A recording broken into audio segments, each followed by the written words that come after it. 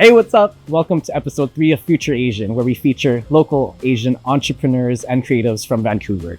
Today, we're hitting up some creatives here with a dance studio. They've been around for, I think, over 10 years, and they teach dance and created this big community. So let's go check them out.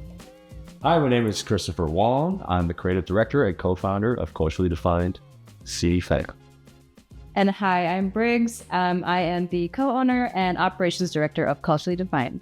So you're a dance studio. What kind of services do you guys provide? Like, what kind of dance classes? How does it work? So we provide a dance space for adults with more experience levels. Yeah. And we specialize in progressives. So Nice.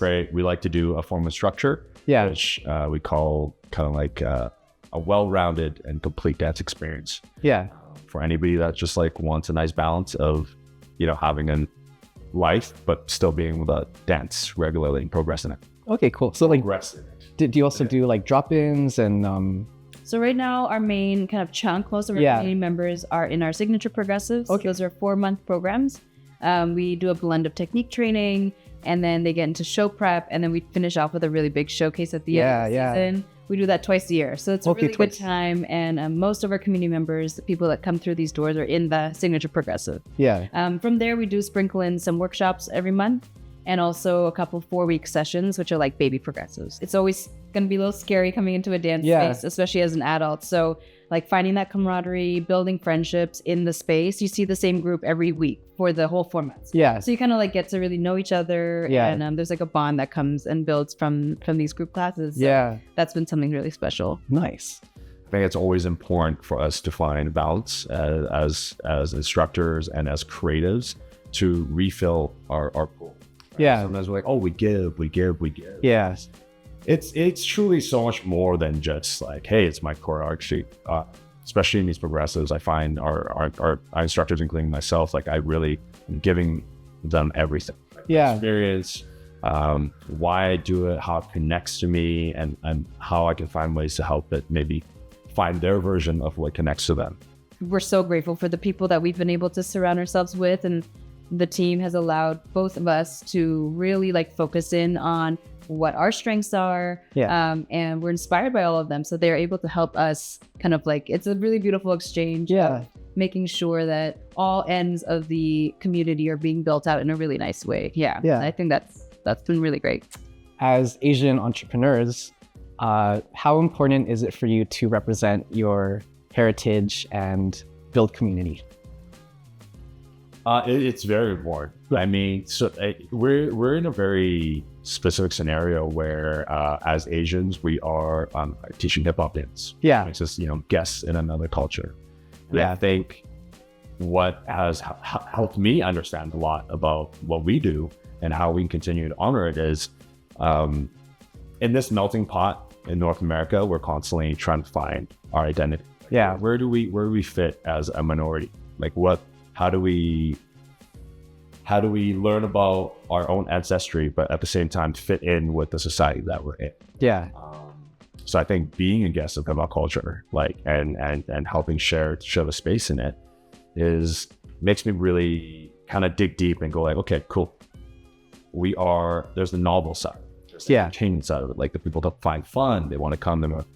How do we now take that and build curiosity to learn about the culture and the heritage of it all? Because I think with context comes perspectives, and a lot of times it starts from something hey, this move is really fun. We're yes, absolutely, that is fun. And then how does that lead into further conversation? How does that lead into further conversation? How do we keep building curiosity? And it just builds depth. And understanding that process, it's not isolated. As minorities, we have to support each other in that way. If you understand how to be a guest in one culture and how to honor it. Now, for myself, even though I grew up in Hong Kong, I've now been in Vancouver for 22 years. Now I'm able to better understand. Okay, how can I be Chinese Canadian? Yeah. How can I find different ways to communicate about myself and where I come from. One thing I had to learn was that people actually want to know your story and people want to hear your experience. Yeah. So for me, like, it's something I'm practicing now still, is just like put yourself out there a little bit more. Like, it doesn't have to be these very official networking events. I don't think that's not for everyone. I totally understand that. But even just sharing your story, maybe even that's like writing up your journaling, you know, at home for yourself. I feel like in my personal perspective, I didn't have a lot of chances or practice growing up learning how to express my feelings or my thoughts, or like even maybe feeling like they were valid or important. So one thing I'm shifting in my own brain currently is, how do I tell that story with other people? And the more I'm learning, the more that I share, the more people want to know. You know, and it's like been a really interesting process for me too. So I would say just practice sharing your experience with other people. Just meet up, reach out,